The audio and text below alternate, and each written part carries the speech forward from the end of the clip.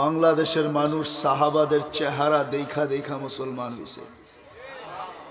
আল্লাহর রসুল হিজরত করেন নাই, তখন 4 সাহাবী এই জমিনে আসছে, 4 সাহাবী। আর 2 সাহাবীর কবর এখনো এই জমিনের নিচে আছে, কাসেম ইবনে হুযায়ফা, উরওয়া ইবনে সাসা। কিন্তু কোথায় আছে এটা জানি না। ইসলামিক লাইভ মিডিয়া বিডি, হক্কানি আলেমদের ওয়াজের মহাভান্ডার। নিত্য নতুন ওয়াজ, কেরাত ও ইসলামী সঙ্গীত পেতে আমাদের চ্যানেলটি সাবস্ক্রাইব করে সাথে থাকুন। বাংলাদেশের মানুষ সরল সহজ, যেটাকে বলে সাদা সিধা।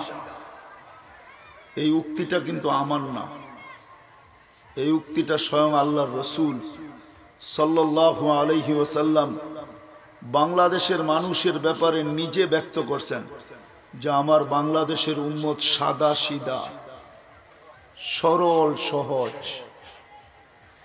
এই জন্যই বিভিন্ন সম্প্রদায় আমার বাংলাদেশের উম্মতদের ঈমান, কেননা এই দেশে ইসলাম কিন্তু যুদ্ধের মাধ্যমে আসে নাই। চিটাঙের মানুষ 12 আউলিয়াত হাতে ধরা মুসলমান হয়েছে, তাই না? না যুদ্ধের মাধ্যমে? সিলেটের মানুষ শাহজালালের হাতে ধরা মুসলমান হয়েছে, তাই না? এরও আগে বাংলাদেশের মানুষ সাহাবাদের চেহারা দেখা দেখা মুসলমান হয়েছে। আল্লাহর রসুল হিজরত করেন নাই, তখন 4 সাহাবী এই জমিনে আসছে, 4 সাহাবী। আবু ওয়াক্কাস, ওহাব ইবনে মালিক, কাসেম ইবনে হুযায়ফা, উরওয়া ইবনে সাসা, এই 4 সাহাবী এই জমিনে আসছে। কোন ওলামা লেখে নাই বাংলার জমিন উশরি জমিন, এইখানে যুদ্ধের মাধ্যমে ইসলাম আসছে না। এইখানের মানুষ সাদা সিধা, সাহাবাদের চেহারা দেখা, চাল চলন দেখা, ইবাদত বন্দিগি দেখা, লেনদেন দেখা, কায় কারবার দেখা এরা আকৃষ্ট হয়েছে আর হাতে ধরা ধরা মুসলমান হয়েছে। ওই সময় যেই সময় আল্লাহর রসুল হিজরত করেন নাই।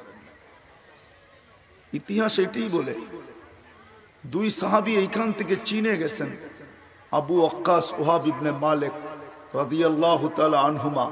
আর 2 সাহাবীর কবর এখনো এই জমিনের নিচে আছে, কাসেম ইবনে হুযায়ফা, উরওয়া ইবনে সাসা।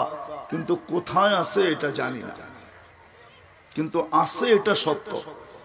বিদায় বাংলাদেশের মানুষ সাদা সিধা, সরল সহজ।